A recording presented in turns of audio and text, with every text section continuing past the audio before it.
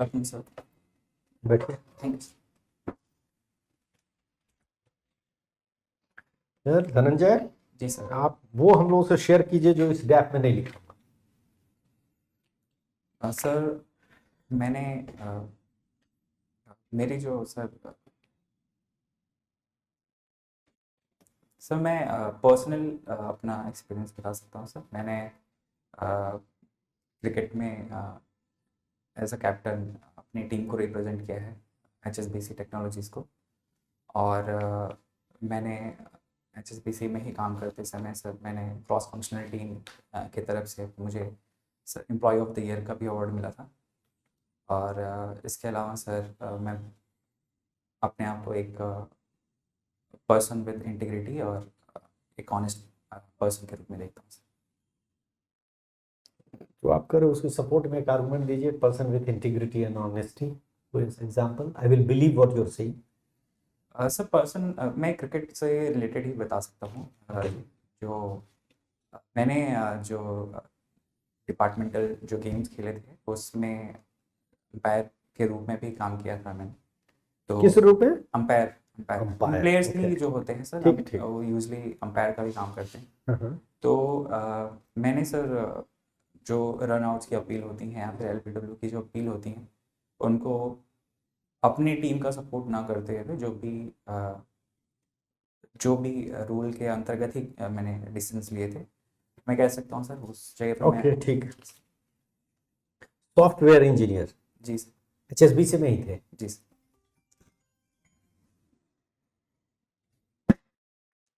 हाँ। क्या nature of job था आपका? सर मैं डेवऑप्स इंजीनियर था वहाँ पे। क्या था? DevOps engineer, development and operations का काम है सर। ऐसा it is not very popular acronym ना? It is sir in It the is. Technical field. You believe you are talking to technical people. I hope so sir. You have reasons to believe. Sir मुझे लगता है sir कि जो भी experience होते हैं, हम जो भी पेपर में पढ़ते उनको हैं। डेवॉप पता होना चाहिए। नहीं सर, टेक्निकल IT के बारे में बेसिकली सामान्य जनता को भी पता रहता है। So why don't you continue with the DevOps field? Why you are going for administration? Sir मुझे जो ऑफिशियल फील्ड काम के साथ साथ ग्राउंड वर्क भी करना था। इसमें ग्राउंड वर्क नहीं है। डेवऑप्स इंजीनियर में टॉप उसके डेवऑप्स। उसके HSBC अभी आप वहाँ पोस्टेड थे ना? जी सर। आगे तो कहीं और ग्राउंड फील्ड पर आप रिक्वेस्ट करते तो आपको लगा देते वहाँ के काउंटर पर। ऐसा नहीं है सर, वहाँ पे मोस्टली जो है वो कोडिंग और ऑपरेशन से रिलेटेड ही काम होते हैं। और बेसिकली वो बैंकिंग ऑपरेशंस देखते हैं। तो बैंकिंग ऑपरेशंस का पब्लिक इंटरफेस भी तो होगा ना, वहाँ पे जा सकते थे। जा सकते आप रिक्वेस्ट किए कि हमको लगाइए काउंटर पर, हम थोड़ा देखिए पैसा कैसे जमा करते हैं, पब्लिक उनको हेल्प करेंगे तो पब्लिक जी एक्सपोजर सर, भी होता है। बिल्कुल कर सकते थे। तो क्यों नहीं किया आपने? सर वो जो फील्ड थी सर उसमें ज़्यादा टेक्निकल एस्पेक्ट पे ही काम करना था। और यदि मैं बिहार पे पब्लिक सर्विस कमीशन ये तो हम पूछे ही नहीं, BPSC पर तो आया ही नहीं था। हम सिर्फ इतना ही पूछे थे कि आपने HSBC में क्यों नहीं पब्लिक इंटरफेस डिमांड किया? सर जो मेरी जो कंपनी थी वो बेसिकली सॉफ्टवेयर डेवलपमेंट से ही रिलेटेड थी, तो उसमें पब्लिक फेसिंग जैसी प्रोफाइल नहीं है सर। उसमें आपने कभी रिक्वेस्ट किया कि हम पब्लिक इंटरफेस में जाना चाहते हैं? Sir based on my qualification sir मुझे पब्लिक फेसिंग मुश्किल था sir. Based on your qualification आप एडमिनिस्ट्रेटिव सर्विस में कैसे क्वालिफाई करेंगे? सर जो भी BPSC की जो वार्ताएँ हैं उसमें एक ग्रेजुएट आदमी आ सकता है, तो उस बेसिस पे मुझे लगता है सर मैं ज्योग्राफी पढ़ के ना आना पड़ा। सॉफ्टवेयर तो था नहीं उसमें, आपका किस तरह का इंजीनियरिंग, इलेक्ट्रॉनिक्स था नहीं, तो आप ज्योग्राफी पढ़े। जी सर। आप उसमें भी कुछ सब्जेक्ट पढ़ के और चले आते इस ऑफिसर ग्रेड में। जी सर, बट वहाँ पे जो नेचर ऑफ जॉब है और वो यहाँ पे डिफरेंस है थोड़ा। यहाँ पे मुझे सर गवर्नेंस से जुड़ने का मौका मिलेगा सीधा। गवर्नेंस किसको कहते हैं? गवर्नेंस जो सर जो भी पब्लिक सर्विस एलोकेशन का काम है वो गवर्नेंस के थ्रू करते हैं, सोशल इकोनॉमिक या पॉलिटिकल पावर का यूज़ करके। सिर्फ बिहार एडमिनिस्ट्रेटिव सर्विस में आपको ये मौका मिलेगा? थोड़ा सा पुलिस में मिलेगा, बाकी आपको कहीं नहीं मिलेगा। जी सर। आप जो ये मैं और डिमिस्टिफाई कर दूं आपको कि आप ये समझ के यदि सर्विस ज्वाइन कर रहे हैं कि you will get a platform to make policy and interact with the people, जी तो सर। आपको सिर्फ इम्प्लीमेंटेशन और इम्प्लीमेंटेशन ही मिलेगा। जी सर, पर इसमें ग्राउंड पे भी काम करने का मौका मिलता है ग्राउंड हमें। पर ही काम करिएगा और कहाँ काम करिएगा। जी सर। तो उससे आप उससे सॉफ्टवेयर और काम वही करिएगा जो सॉफ्टवेयर वाले वहां सप्लाई करेंगे, क्योंकि आप सपोज ई गवर्नेंस में जा रहा है, जी सर। तो आपको नहीं लगता कि आप सॉफ्टवेयर में ही रहते ज्यादा अच्छा गवर्नेंस में हेल्प कर सकते थे rather than in the real interacting with the people? उसमें गवर्नेंस कुछ नहीं मिलेगा आपको, सिर्फ इम्प्लीमेंटेशन। सर जो यदि आप गवर्नेंस को सिर्फ इम्प्लीमेंटेशन तक रिड्यूस करना चाहते हैं तो I am sorry, you will not get it. Sir मुझे लगता है कि जो नेचर ऑफ जॉब है सिविल सर्विसेज का बिहार में, वो डाइवर्सिफाइड है और चैलेंजिंग सिविल है। सर्विसेज में सपोज करो यार आप एजुकेशन सर्विस मिल गया तो एजुकेशन वर्टिकल में ही रहिएगा ना, कोई बीएस नहीं मिलेगा तो नहीं ज्वाइन करिएगा। नहीं, ऐसा नहीं है सर। तो आप जो हमको कन्वे कर रहे हैं कि आई विल गेट वेराइटीज, वो आपको नहीं मिलेगा दूसरे सर्विस में। आप रहिएगा एजुकेशन वर्टिकल में, आप रहिएगा रजिस्ट्री वाले वर्टिकल में, तो आपको तो वेराइटी मिलने से रहा। सर उसमें भी मुझे मेरा जो मेन प्राइमरी मोटिवेशन है जॉब ज्वाइन करने का सिविल सर्विसेज का, उसमें सर मुझे जो भी ग्राउंड लेवल जो भी प्रॉब्लम्स हैं, इम्प्लीमेंटेशन से रिलेटेड प्रॉब्लम है, उनको सोल्यूशन करने में मुझे सर मेरा वो प्राइमरी मोटिवेशन है सर। सॉफ्टवेयर, इंडिया सॉफ्टवेयर में लगभग सुपर पावर है, मानते हैं? सर अगर हम सर्विस साइड की बात करें तो यस सर, हम एक सुपर पावर मान सकते हैं। तो इंडिया सॉफ्टवेयर में बहुत आगे है, जी सर। चाइना हार्डवेयर में बहुत आगे है। जी सर। चाइना सॉफ्टवेयर में क्यों नहीं और इंडिया हार्डवेयर में क्यों नहीं? सर इसके पीछे सर हमें थोड़ा पीछे जाना पड़ेगा। जब हम इंडिया और जब चाइना लगभग एक लेवल पे थे इकोनॉमिक में 1970s के आसपास, तो वहाँ पर जो सरकार थी चाइना में, उन्होंने मैन्युफैक्चरिंग पॉलिसी को काफ़ी प्रमोट किया था। वहीं भारत में जो सर्विस रिलेटेड जो है ओपनिंग हुई थी 1990s में, तो भारत में जो लेबर फोर्स है वो इंग्लिश जो स्पीकिंग जो पॉपुलेशन है वो ज़्यादा है। साथ ही साथ जो स्किल्स रिक्वायर्ड हैं सॉफ्टवेयर इंजीनियरिंग के लिए, इंजीनियर्स का देश भी बोला जाता है भारत को, तो वो एजुकेशनल क्वालिफिकेशंस भी थी, इंग्लिश स्पीकिंग पॉपुलेशन थी। साथ ही साथ अमेरिका डाइवर्सिफाई कर रहा था अपना मार्केट, और जो वहाँ पे महंगाई बढ़ रही थी वेजेस को लेकर लेबर मार्केट में, तो उन्हें सस्ता लेबर भी इंडिया में मिला था। इस वजह से जो जितनी भी सॉफ्टवेयर कंपनीज हैं इंडिया में सेटल हो गई थी। और वहीं हमने मैन्युफैक्चरिंग पे उतना फोकस नहीं किया था जितना चाइना ने फोकस किया था। इस वजह से सर वहाँ पे चाइना में मैन्युफैक्चरिंग ज़्यादा है। वहीं चाइना में सर्विस नहीं पढ़ने का मेन जो इशू है सर, वो 1990s के बाद से जो इजी मार्केट इंडिया में, इजी लेबर फोर्स मिल गया था अमेरिका को इंडिया में। वहीं चाइना जो है इंग्लिश स्पीकिंग पॉपुलेशन नहीं है, वो बेसिकली मैंड्रिन बोलते हैं, तो इस वजह से भी सर वहाँ पे सॉफ्टवेयर टेक्नोलॉजी या फिर सर्विस सेक्टर का विकास किया। एक मिला जुला सवाल पॉलिटिक्स और आपके सॉफ्टवेयर से जुड़ा हुआ। ये कहा जा रहा है कि बिहार के मुख्यमंत्री डिजिटल अरेस्ट के शिकार हो गए। जी सर। बताइए क्यों कहा गया, क्या ये सही है? सर इसके बारे में मुझे जानकारी नहीं है, बट मैं डिजिटल अरेस्ट के बारे में जानता हूँ। ठीक है, वही बताइए। सर डिजिटल अरेस्ट ऐसा सिचुएशन है जिसमें जो एक साइबर क्राइम के ही अंतर्गत आता है ये, जिसमें कोई व्यक्ति एक प्रशासनिक अधिकारी बनने का जो है स्वांग रचता है, और जिस भी व्यक्ति को वो वीडियो कॉल करता है उससे बोलता है कि वो एक रूम में कैद हो जाए, उसे उस रूम में कैद कर लिया गया है डिजिटली, और जो भी आगे की कार्रवाई होगी वो बताएंगे। और वो कुछ पैसों की डिमांड करते हैं, एक तरीके से ब्राइबरी करते हैं कि यदि आप कुछ रुपए या पैसे हमें दे देते हैं डिजिटली, तो आपको हम इस जो भी आपके ऊपर लीगल या इलीगल जो भी आपने एक्शन किया है उसमें हम आपको छूट दे देंगे। Digital kidnapping sorry digital arrest की घटनाएं बहुत घट रही है। जी सर। डेली पेपर में रहते हैं और बड़े बड़े लोग अरेस्ट हो जाते हैं। इसको रोकने के लिए सरकार कुछ कर रही है? सॉरी सर, इसके बारे में जानकारी नहीं है सर। साइबर क्राइम को आप कैसे डिफाइन कीजिएगा? सर साइबर क्राइम कोई भी क्रिमिनल एक्टिविटीज जिसमें हम इलेक्ट्रॉनिक डिवाइसेस का यूज़ करके ऑनलाइन तरीके से हम किसी को ठगते हैं या फिर उनको किसी भी तरीके से उनके साथ कोई भी इकोनॉमिक या फिर इमेज मॉर्फिंग करके या उनके साथ किसी भी तरीके का फ्रॉड एक्टिविटी यदि हम करते हैं तो सर साइबर क्राइम है सर। और इसके अलावा भी डिफरेंट तरीके हैं साइबर क्राइम के सर, जैसे फिशिंग है, फिर रैंसमवेयर है, ये सब भी सर साइबर क्राइम के अंतर्गत ही आते हैं। साइबर स्टॉकिंग क्या होता है? साइबर स्टॉकिंग सर मैं इसमें श्योर नहीं हूँ, यदि आप अलाउ करें तो सर मैं इस पर गेस कर सकता हूँ। साइबर स्टॉकिंग का मतलब है सर कि जहाँ तक मैं स्टॉकिंग समझता हूँ कि किसी की गतिविधि पर नज़र रखना। यदि कोई व्यक्ति ने सोशल मीडिया पर अपना अकाउंट खोल रखा है या फिर जैसे फेसबुक या इंस्टाग्राम पे, तो उनकी गतिविधियों पर नज़र रखना किसी थर्ड व्यक्ति द्वारा, उसको साइबर कैसे नजर रखी जा सकती है?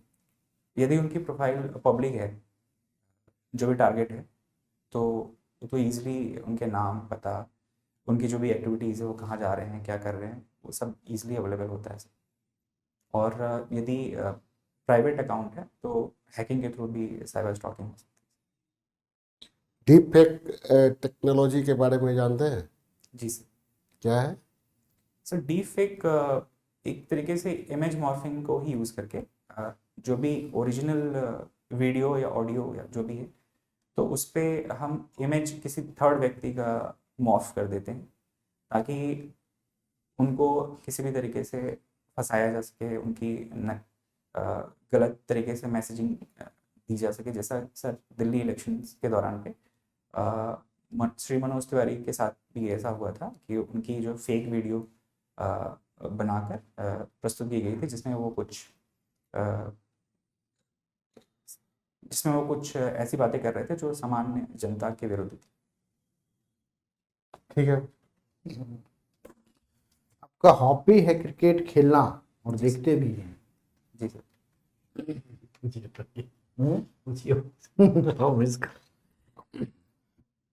अभी तो T20 मैच भी होता है, जी सर। 50 भी होता है, 10-10 भी होता है। 10-10 हाँ 10-10 T10 वाला तो होता ही, तो वही वगैरह में होता है जी सर। नहीं? T10 ये सर कैरेबियन और दुबई। कैरेबियन लीग भी T10 खेलती है जी सर। इन तीनों में, और एक टेस्ट मैच भी होता है। जी सर। ये चारों फॉर्म में सबसे मजेदार आपको कौन सा लगता है? सर मैं सबसे मज़ेदार अगर बोलूँ तो मुझे ओडीआई वनडे इंटरनेशनल। 50 ओवर वाला। जी सर। आप ओपनिंग बैटिंग करते होंगे? नो सर, मैं बेसिकली लोअर मिडिल। मैं चाहता हूँ कि एडिटोरिया क्रिकेट टीम भी एक है, प्रत्येक संडे खेलने जाती है, जी सर। तो इसके तरफ से ओपनिंग बैटिंग में करवाना चाहता हूँ। और आपको ये कहा गया है कि क्रिकेट का सारा नियम फॉलो होगा, लेकिन वाइड, नो बॉल, अतिरिक्त रन बिल्कुल नहीं बनेंगे, और आपको ओपनिंग से लेकर के 50 ओवर तक बैटिंग करनी है जी सर। और मैक्सिमम स्कोर बनाना है आपको। तो कितना स्कोर बनाइएगा? सर ये डिपेंड करता है सर।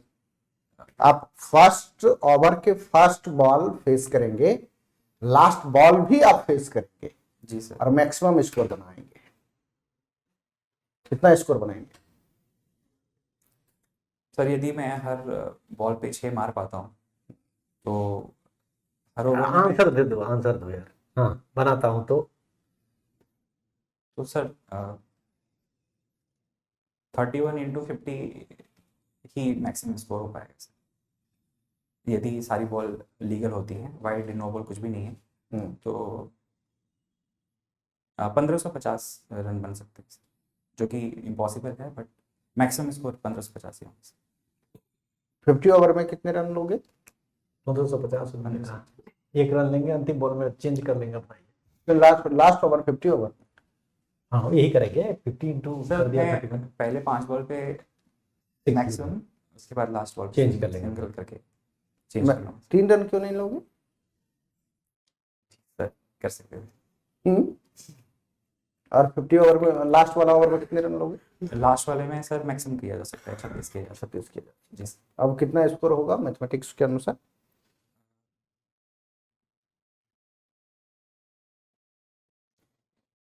33 इंटू 1600। 33 into 49 plus 36। जी सर। Very good. 1550 से आगे बढ़ गया ना। जी sir. your software prowess and hobby doesn't make the maximum run. Sorry. Therefore, जो your expectation that others are even if they don't know the D what we say development or operation DevOps। DOP can score better than you. Sorry Person without the knowledge of DOP can score more than the software engineer and experienced hobby of cricket and playing cricket and listening cricket. No sir, it depends on the individual only sir. वही तो हम बोल रहे हैं कि ऐसा हुआ ना कि the person who has a claim that he knows the DOP and the software engineering and has prowess in cricket can score less run than the person who does not know DOP and he is not a software engineer. It can happen. Again sir, it will depend on the individual sir। This is what I am saying, that you knew you are a software engineer जी sir. and you are a DOP scholar, experienced. जी sir. You cannot make a maximum run. No sir. You cannot make. You could not make. Yes I could. Person who does not know DOP can score more runs. Yes. This is what I'm saying. Then you said it depends on individual. If it depends on individual, that's true. But it depends on individual who can score runs.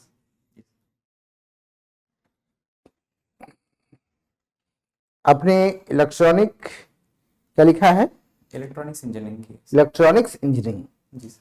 किया है। Optional paper में नहीं था ये वाला विकल्प में? No sir. इसी वजह से आपने ज्योग्राफी ले लिया। जी सर। उसकी और भी वजह थी सर। और क्या वजह थे? जो ज्योग्राफी है सर, उसका जो स्कोप है वो प्रीलिम्स में भी है, मेंस में भी है। और सर ज्योग्राफी थोड़ा समझने में मुझे आसानी रहती है पर्सनल लेवल पे भी, और रुचि भी है। अभी वेस्ट एशिया में जो क्राइसिस चल रही है जी सर। और ईरान का मन हो कि अब हमको जो है आर्मी को इजराइल में भेजना है, अब लैंड पे वार करना है। जी सर। लैंड से वार करना है और शॉर्टेस्ट रूट चाहिए उसको थ्रू लैंड इजराइल पहुंचने के लिए। शॉर्टेस्ट? हाँ एकदम शॉर्टेस्ट। जी सर। कैसे पहुंचेगा वो? शॉर्टेस्ट जो रूट होगा वो lengthwise, sorry sir, landwise ही होगा। हाँ लैंड। तो जो नियरेस्ट जो कंट्री है उसकी वो है इराक, फिर है सीरिया, देन इजराइल। उतना ऊपर से क्यों घुमा के लेके जाओगे? जॉर्डन होना चाहिए, वो क्यों वेस्ट बैंक पहुंच जाते? सर इसमें वैसे शॉर्टेस्ट लेंथ बीचों बीच पार कर जाओ इराक से, जॉर्डन होते हुए वेस्ट बैंक जेरूसलम पहुंच जाओ। जी सर, इससे भी जा सकते हैं। जा सकते हो? जी सर। ओके। ईरान के जो बॉर्डरिंग स्टेट कंट्री कौन सा है?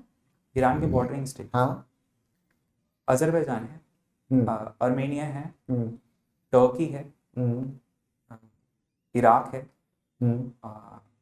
इसके अलावा सर पाकिस्तान है, अफगानिस्तान है, तुर्कमेनिस्तान है। और साउथ में? साउथ में सदर्न पार्ट ऑफ ईरान?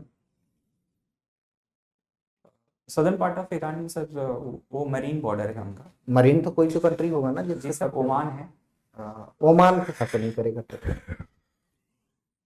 या तो करेगा कुवैत के साथ थोड़ा सा। सर कुवैत जो है वो इराक और सऊदी के बीच में। हाँ थोड़ा सा वो गलियारा बनता है वहाँ पे। तो उसका सर लैंड बॉर्डर नहीं है ईरान के लैंड के बॉर्डर नहीं है। साथ। ठीक है। बिहार में खास करके सदर्न पार्ट ऑफ बिहार में देखा जाए तो वाटर क्राइसिस अभी समर सीजन में काफी देखने को मिलता है। जी सर। सब जितने भी पानी के रिसोर्सेस है सब सूख गया है और पानी का इतना किल्लत है पीने के लिए। और आपके पास एप्लीकेशन आता है, क्या है पोस्ट प्रेफरेंस आपका? सर BAS है। BAS सीनियर डिप्टी कलेक्टर के नाते कि सर बहुत ज़्यादा क्राइसिस है, पानी पीने का भी संकट है, कृपया आप हम लोग के लिए कुछ सुविधा प्रोवाइड कराएं, तो क्या करवाओगे? सर यदि पूरे जलाशय सूख गए हैं तो इसके सर दो उपाय किए जा सकते हैं, एक शॉर्ट टर्म एक लॉन्ग टर्म किया जा सकता है। शॉर्ट टर्म शॉर्ट बताओ। टर्म में सर जिस भी अनुमंडल में मैं कार्य कर रहा हूँ वहाँ पर जो जल विभाग होगा हम्म उसकी मदद से सर हम वाटर टैंकर पहुँचा सकते हैं हम्म जिस भी एरिया में जल संकट आया हुआ है। हम्म और इसके अलावा सर जो लॉन्ग टर्म होगा वो उसमें सर हम पता करेंगे कि किस वजह से ये दिक्कत हो रही है। यदि मानसून की दिक्कत है, मानसून जो जनरली साउथ बिहार में कम बारिश होती है और जो चट्टानी एरिया होने की वजह से बारिश तो होती है लेकिन पानी ऐसा नहीं है जो कि वहां पे उसको कंजर्व करके रखा जाए, जी सर, और थोड़ा ढलान एरिया है, छोटा नागपुर प्लेटो वाला एरिया जी है, सर, वो पानी आ जाता है, इधर उधर बह जाती है, वेपरेट हो जाती है, सिंचाई के रूप में पानी का यूज कर लिया जाता है। जी सर। तो उसमें हम एग्रीकल्चर जो सेक्टर है वो बहुत ही बड़ा पानी का यूज़ करने वाला सेक्टर है।